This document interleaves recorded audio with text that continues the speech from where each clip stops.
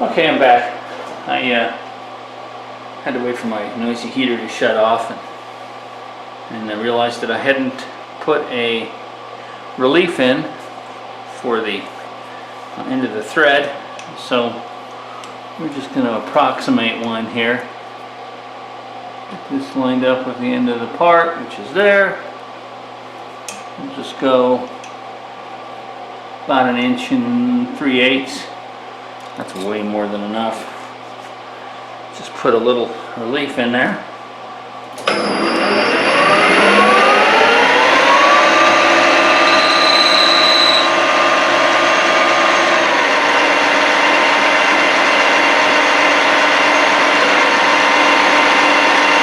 So the double depth of the thread is 130 thousandths. So that's 65 deep. We'll go 70.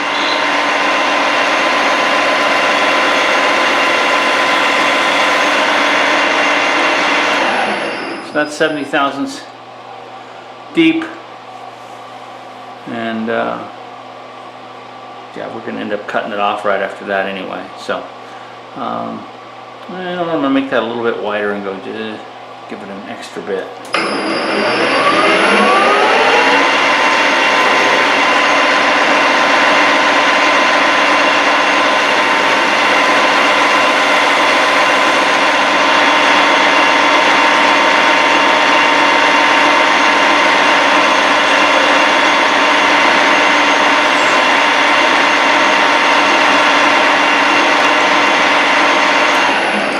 Okay, and while I was waiting for my heater, I also realized that I do not have, and I hunted quite a bit, I don't have any 3/4 inch 10 nuts at all.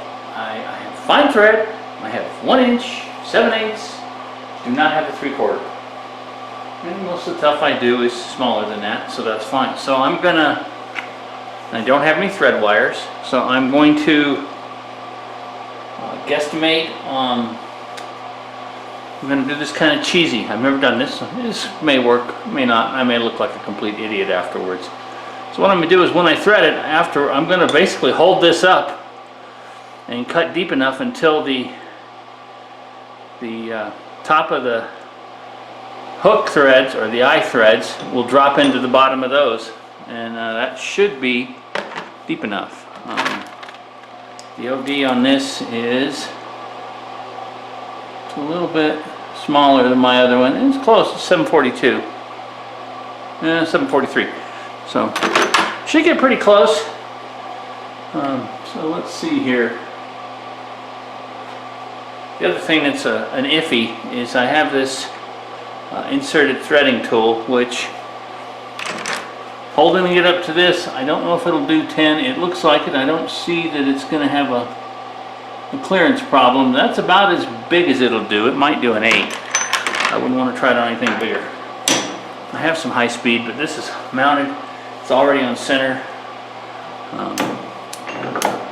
So I think we're good to go. I have zeroed my compound.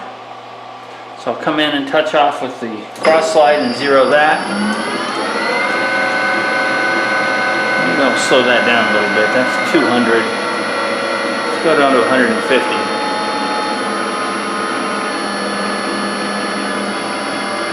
So I don't commit suicide with the lathe. Since I don't do this all the time,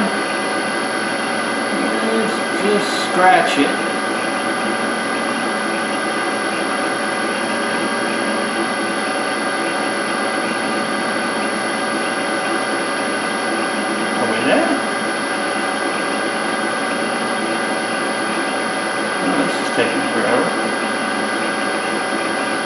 There we go. I'm going to call that good, and zero our dial.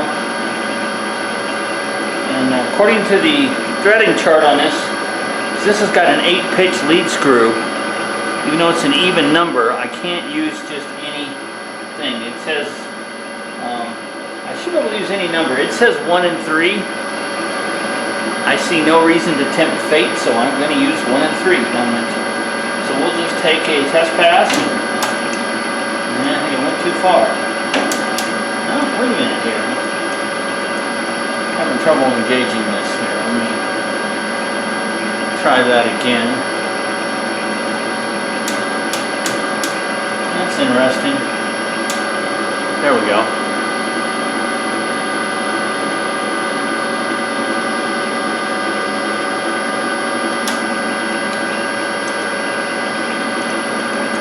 Let's check our pitch.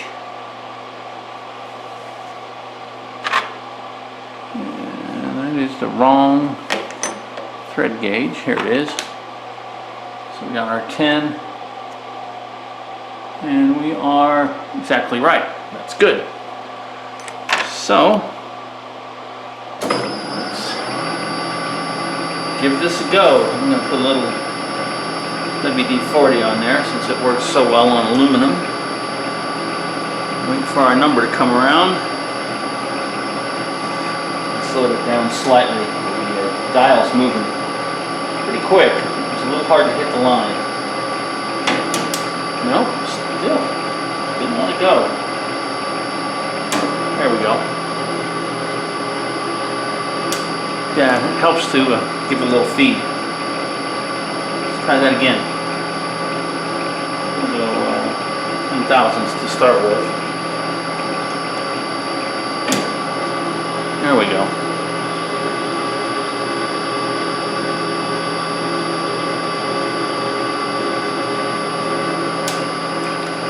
Nice chip.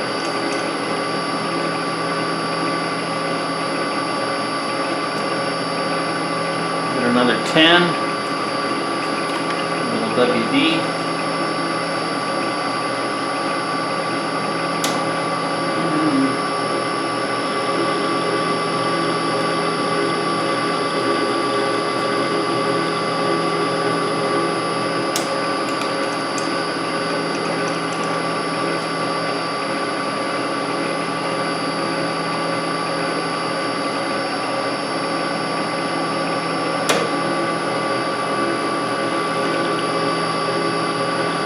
Up just a hair.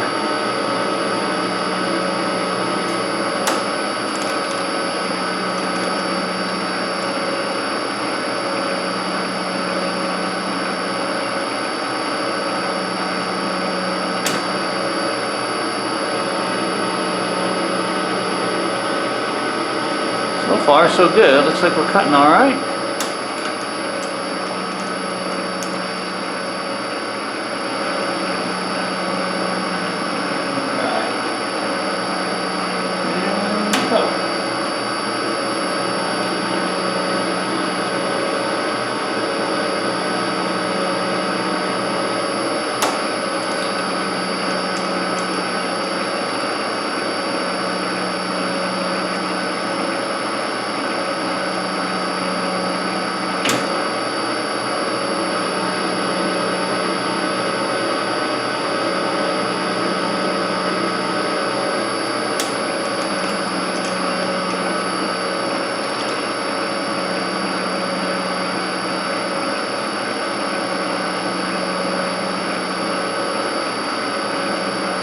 Got our waiter number come around, missed it. Speed it up a little bit more.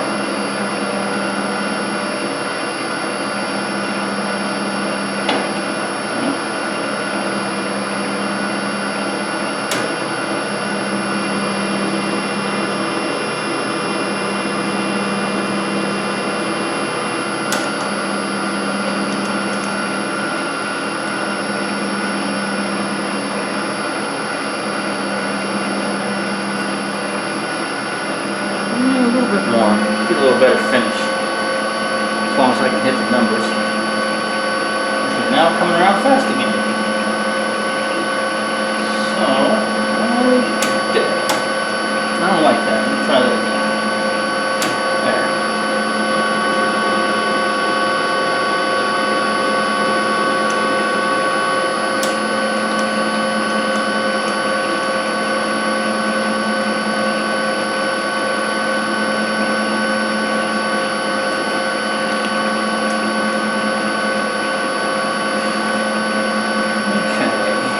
Wait for our number here.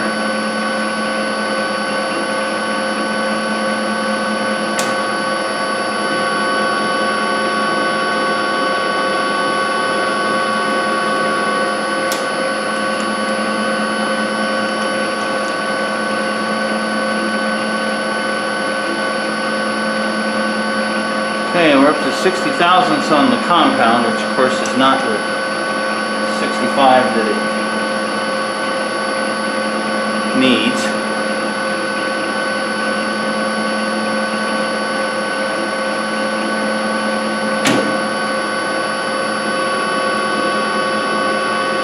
Taking 5 thousandths per pass.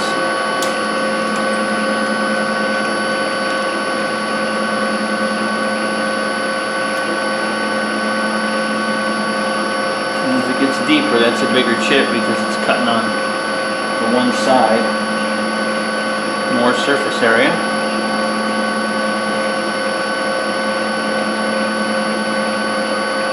Alright, here we go.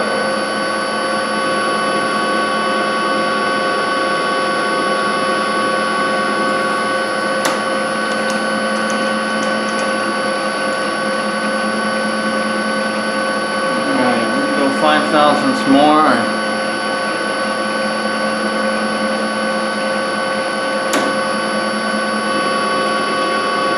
Take a look with our bolt, see what we're looking like. It's probably not quite enough. That's 70 on the compound.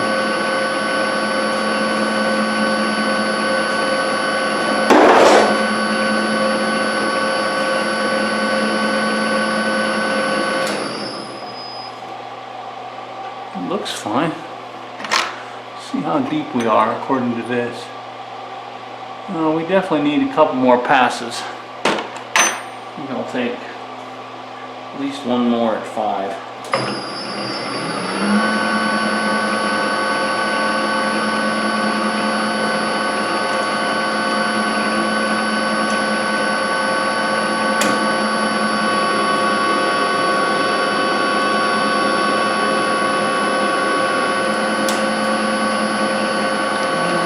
I'm going to take 5 more. It's not like this has to be a tight fit.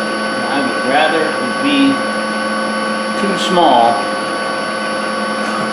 and a little sloppy and not fit, because if it doesn't fit, I got to make it over, because getting it back in the same spot in the lathe is all but impossible. It can be done.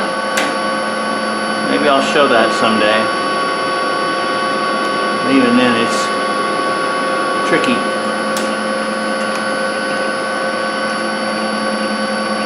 Yeah, it looks pretty good. Let's see how deep we are.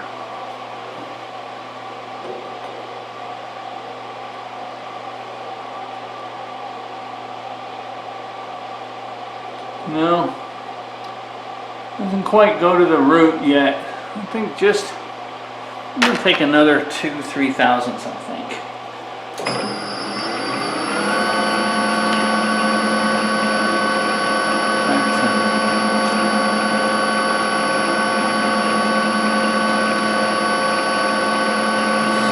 Here, 3 thousandths. Yeah, I thought I might have done. I forgot to turn the crossroad back in. Alright, let's try that again.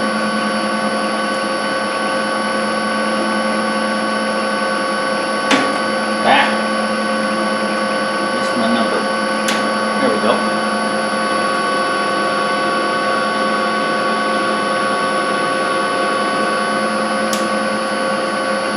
Okay, looks like we're just about scratching the bottom of the relief I made, which is a pretty good sign that we're in the right place. I think we're deep enough. It's just scratching the relief, which I made 70 deep. Yeah, that looks good. Alright, I think I am going to call it. Hope it's good. I'm just going to hit that with file real quick, just to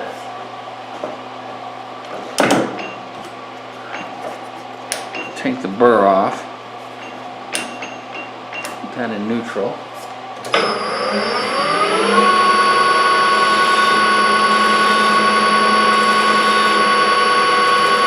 Back here, got a safe edge on this file so we don't kill our surface.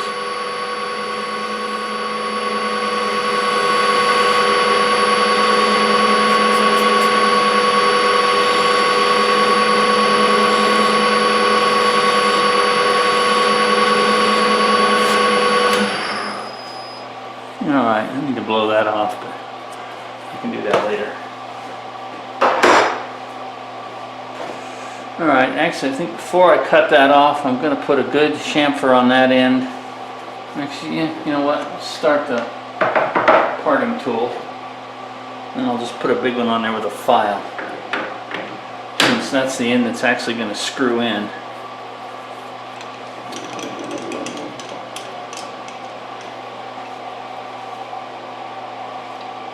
We'll stop it right, we'll go right about there, I think. Lube. Feed the mess out of it. Alright. Get a bigger file.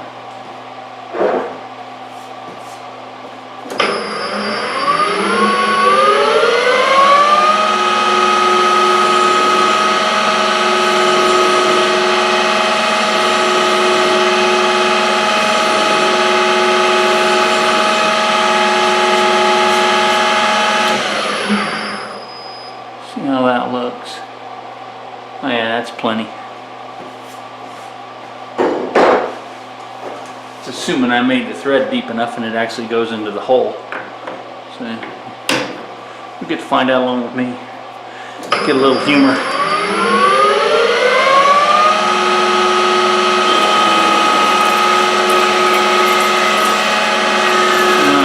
let me just catch this. I'm not going to touch it. There we are. Part it off nicely.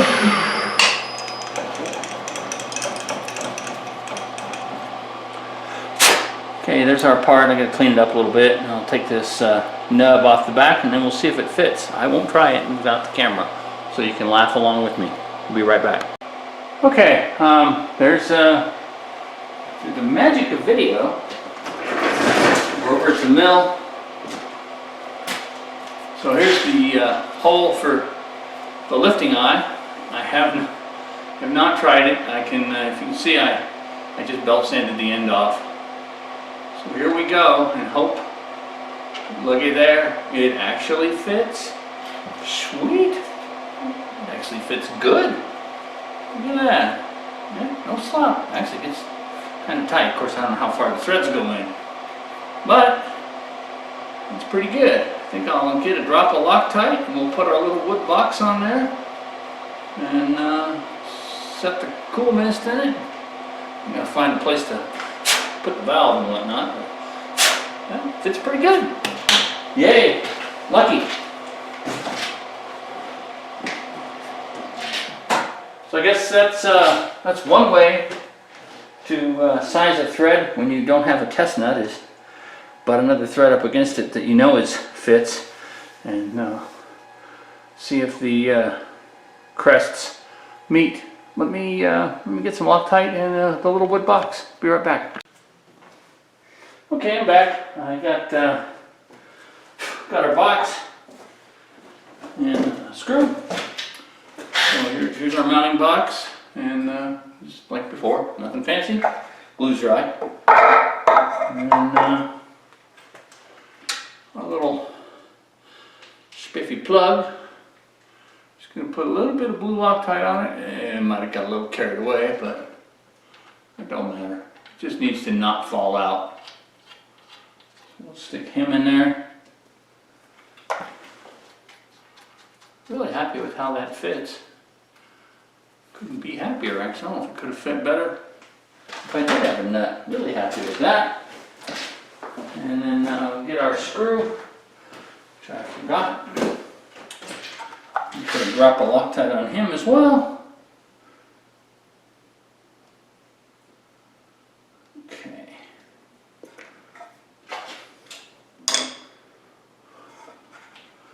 So let's stick this guy in here. And kind of our, I guess that's alright. That's actually the motor control cable, and it'll go into there with some clearance. That'll keep it from going anywhere. That's kind of nice. Unexpected sort of benefit. Make sure that we're cleared on everything.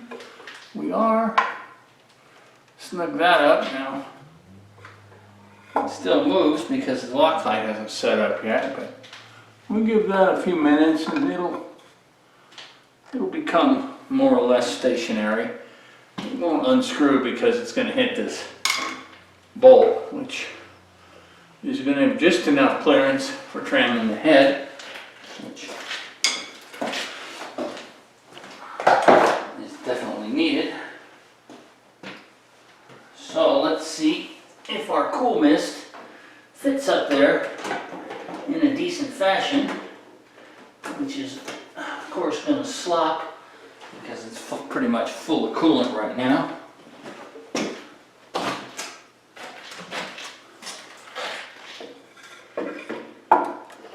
Well, that's not so bad. I need to turn it 180 degrees. And I end up going 90 degrees, and we'll see, but it's all right. Let's see how we're going to go here. Yeah, I'm going to go like that. Maybe I'll make a little bracket over here to hold the regulator and the valve. And then we can run the hose over, and it's got plenty of hose to reach down to the quill. So we get it lined up nicely. There we go. You know, it's going to work out all right. That's all right. I saw a video, I think it was Ben, I cannot think of your name last night, right now, Ben. It's one of the admins on the Facebook forum, but I think it was one of your videos. Anyway, I saw somebody had a Kool Mist mounted back here on the end of the ram. I thought, yeah, it's okay, but I don't want to reach back that far when I want to mess with it. So having it right here, I can reach that from the front. Pretty easy from either side. I think I'm gonna extend this hose, and I'm gonna stop moving it so the Loctite will set up. I'll probably extend that hose and put some kind of place for the valve over here or on the other side, either way, so that I don't have to reach around to get it. Don't want to reach around, it's never any fun. Well, you know. Anyway, thanks for watching. Hopefully this was at least somewhat helpful. I guess you can see the Kool Mist up there. There you go. So, really pretty happy with how that turned out. So one of these days I still got to do a little review on this mill. What the heck, I can throw a little bit in right now. Anyway, so a couple months ago I sold my Lathe Master RF45 bench mill clone. Let me move the camera back a little bit. Get a little more view of this thing. It's probably dirty right now, but it is what it is. Kind of like the present. Anyway, I had a Lathe Master RF45 bench mill. It was an RF45 clone. It was Chinese. And you know, it served me for 9 years. It worked pretty good. It had its quirks. No matter how tight you got the gibs, it was a square column mill. The head would always shift slightly when you tightened the gib locks. So you had to be aware of it and always indicate zero anything with the locks tight. I finally got the column very square, and it was okay. But if you forgot, your holes were off and crooked, and that was never good. Anyway, so I finally I did a big job over the summer. Made a good chunk of extra cash and decided to invest in a full-size Bridgeport type machine. This is from Precision Matthews. They're an importer. I think they're in Pittsburgh. It's made in Taiwan. The fit and finish on this, I could not be happier. I've got a friend that has a small prototype job shop, and he's got a regular 42-inch Bridgeport. And this one is considerably bigger in just pretty much all regards. It's got a 9x49 table.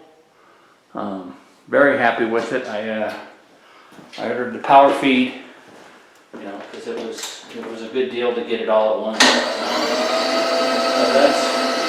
It works like a power feed should. No complaints whatsoever on that. So that works good. It's got nice wave covers on it. My Kool Mist is now dripping because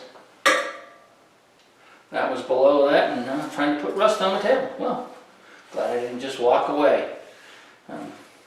Anyway, it's got the decent weight covers. Let's see, just the overall fit and finish is really good. It does have a one-shot oiler, like you would expect. The controls are very much just like any other Bridgeport. While I would have loved to have a variable speed head, they didn't have any in stock, and it was going to be who knows how many months to get another one. And I was completely fine with the step pulley. It's got a high and low range. So between the 4 steps, high and low, and back gear, you get 16 speeds, which, you know, that covers pretty much everything I need. It'll go from 80 at the lowest to 5400 on high speed, which I believe it or not I have used, running a 1/8" solid carbide end mill. It's probably not even fast enough, but it's as fast as this machine will go. I had a Chinese Kurt knockoff vise on my on the other machine, and it worked okay, but it was, you know, it wasn't all that good. And I think it was in November, Inco had a 30% off, free shipping, and the Kurt was already on sale. So I think I got it for right at $400 shipped, which was really good considering it was truck freight, because I don't know, it's 90 pounds or 85 pounds or something like that. Let's see what else. I've done a little bit to it. I added a eye gauging quill DRO. Did my own mount for it. It sits enough out of the way that the hand wheel does not interfere, so you can still use the quill feed hand wheel if you want. Move the camera and I'll show you how I mounted it. Okay, this is how I mounted the quill DRO. It has, you know, has little brackets. So basically, for the bottom one, I just drilled and tapped the 1032 hole right into the iron there, and this is just a piece of 1/8" aluminum. I just used it as a spacer, and the reason for that was so that I could get enough. I forget the exact reason. Yeah. Anyway, because the top was going to hit otherwise. So I needed to space it out about 1/8 of an inch. Didn't need quite that much, but it was easier because I had the metal. So for the back, I took another piece of that same 1/8" plate, drilled and tapped it into here, and it just extends up and goes to right here. I ended up cutting this a little bit just because it didn't need to be any taller. So, and this is hard. I ended up having to mill it with a piece of carbide, and took about a 1/2 inch off. To tie it to the quill, this is a little piece of, it's just a piece of aluminum, some more of that 3/4 stock that was scrap. I measured the hole in here, and it wasn't round. Imagine that. It just was a rough hole. So I got it as round as I could. I didn't have a reamer big enough. And then I just did a trial and error until that fit pretty good in there, and I actually put a couple drops of Loctite in it. And then, I don't know if you can see on the back of this, probably not. There is another little teeny piece of 1/8" plate. It's got a countersunk screw that's threaded into this, and then a couple of slots, 1/8" wide slots, and there are 2 3mm screws that sit. And the reason that this relief is on here, you can see this is a little smaller than that. The reason for the relief is the 3mm screws are actually right up against that, but that's what I had to do to make it all fit. But the good part is, and then I squared it all up, and it works really well. Cannot complain whatsoever about that. You can still get into the lock nuts, which are locked right now. One of these days I will get a quick release one in there, and hopefully it will still fit with this in the way. But for, I think it was 40 bucks off eBay. It's really nice readout. I actually used the same one on my old mill, so I bought the same one for this. And the Bridgeport specific kits are from Mitutoyo are pretty spendy, more than I was willing to pay. You know, just because it had a bracket, and that bracket makes it so you can't use the hand wheel. So this works out really well. I can still see the scale. Everything works. The only downside of these say Accu remote on them. The eye gauging people sell them. A few other retail resellers. The only big downside on these is it does not shut off automatically. So if you do forget to shut it off, it will eat batteries. My suggestion is buy a 4-pack of batteries off of eBay at the same time for really cheap. Really happy with that. See, I made a Vise Stop for it, which actually I really like. Let me move the camera and I'll show you that real quick. Okay, this is the Vise Stop I made. Obviously, you can buy any number. There are oodles of DIY ones out on the internet. Lots and lots of commercial ones, obviously. So I actually combined a couple of ideas that I saw out there that I liked. There's a company called, I think it's Edge Technology. They make a pretty nice one that, and it's in some ways like this, is that it's got a swinging arm and then a stop pin, and you can move it down out of the way or up. But you know, they charge, I don't know, $50 for it or something. So the way this works is it's just so there's a 5/8 by 3/4 inch piece of bar across the back. It's drilled and tapped 5/16 on each end. It sticks past just about a 1/4 inch, and the reason is that's how thick this part is, so that this will, if necessary, it will actually clear right here, so that I can get the rod all the way up against the jaw. So this is just a piece of 3/8 by 1 inch cold rolled with I think a 3/8 slot milled through it. And for this end, I used a 3/8 shoulder bolt. This was very slightly longer than 3/8, so when you came through, it would not lock down. So I put it in the lathe and just took about 10/1000ths off of it or something like that. This was a piece of 12L14, turned it 1 inch in diameter to match this. Drilled and tapped at 1032. There's a tiny little piece of brass in there so that the grub screw doesn't dig into my stop rod and mar it up, but I can still get it tight. This nut was actually off my old lathe tool post. It is a 5/8 18. I made, and you probably saw it earlier in the video, I made John Mills double boost style quick release handle for the nut, and I had this left over, and I thought, well, that's perfect size. So I threaded this 5/8 18, put it in the mill in a collet block, and turned this down to, or milled it down to 1/2 inch. And then I ended up filing it around, and it's not very pretty, but it works okay. So this has a little bevel on it to clear anything on there. So this goes in, slides nice. I've got so this nut goes on there. It's got a 1 inch size as well. If I can get the nut started, of course, it'll go on. So that it all lines up nice. Fits good up on there. So this goes in with our shoulder bolt, and because the bar goes on, it can go on either side. 99, I've never actually used it on the other side. So it's always used on, right now it's always used on this side. So obviously you can snug that up. Got a piece of 1/4 inch drill rod, which right now I've got to loosen the set screw, get that in there. I ground it square with a V block on my belt sander, so it's pretty square on the ends. I didn't harden it. You know, realistically, if I mushroom one of these, I'll grind it again. I'll never wear it out in almost all probability. So this is because I gave it enough clearance. This will go all the way up against the Vise Stop if you want, and it's long enough to do that. The other thing is you can stick it out, and I'm going to make another piece that'll stick up on the far side so I can swing it theoretically, and I haven't done it yet, but I haven't needed to, but I could swing it down, put a piece on the end that's going to stick up like that, and then stop long pieces up to, you know, 6 inches out.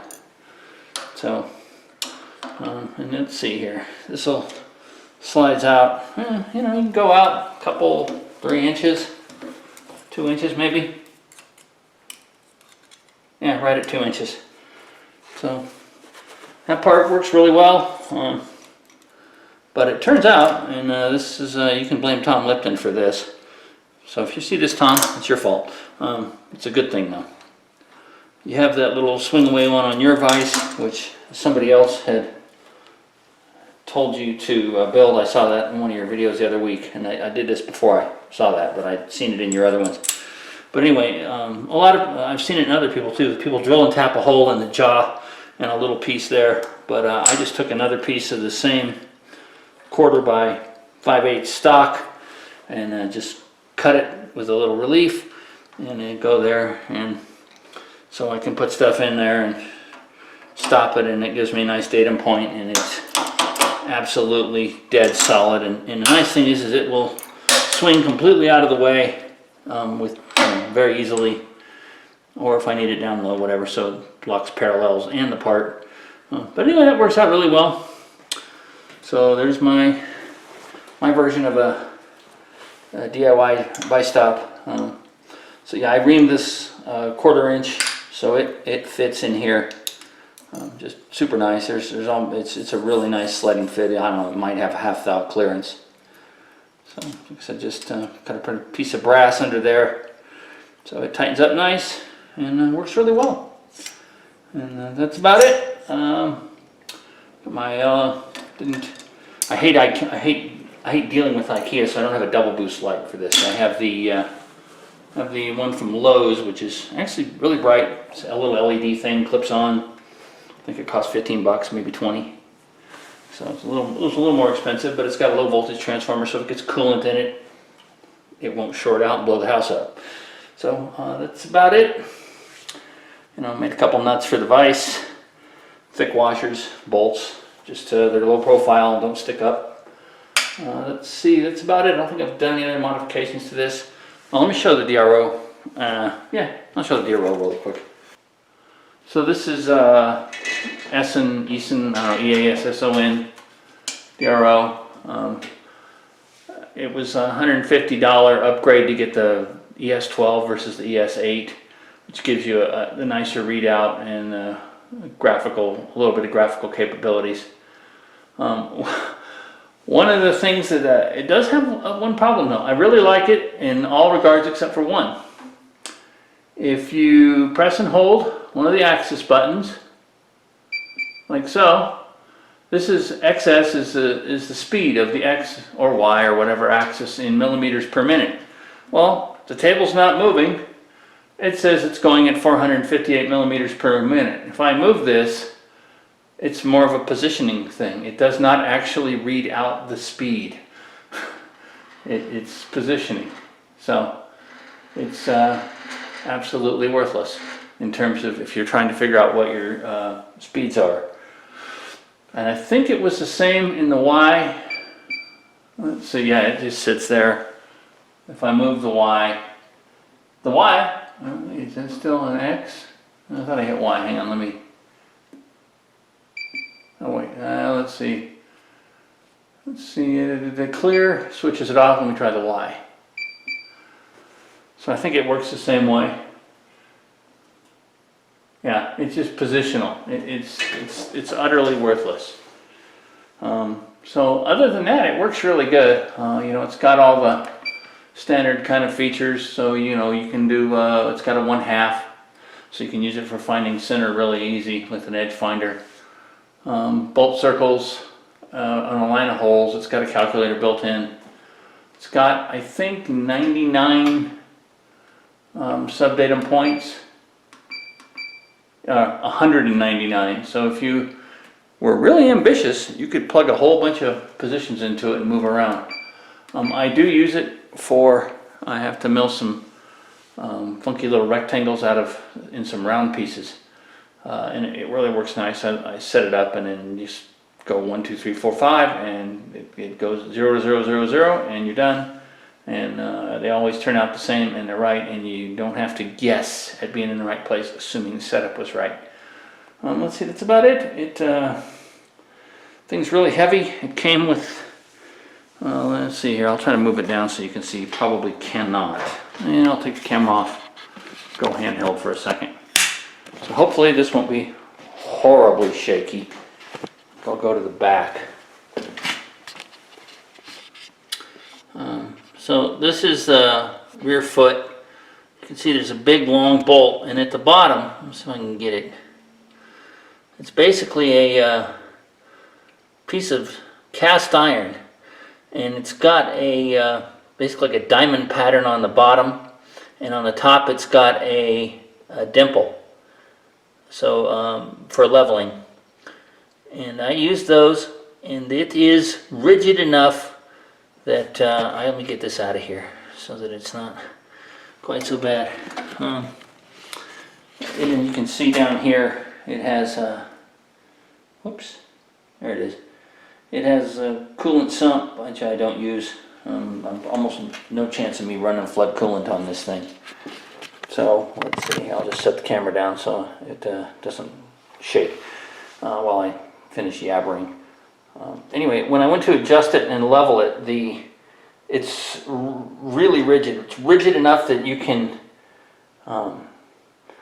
level it with 1 foot off the ground and without any trouble at all. And it just getting it level and then getting the same amount of tension on each bolt was what I ended up having to do with a very light amount of torque. So the base is just super rigid, which is of course exactly what you want in a mill. That's about it. And anyway, thanks for watching, and we'll see y'all next time.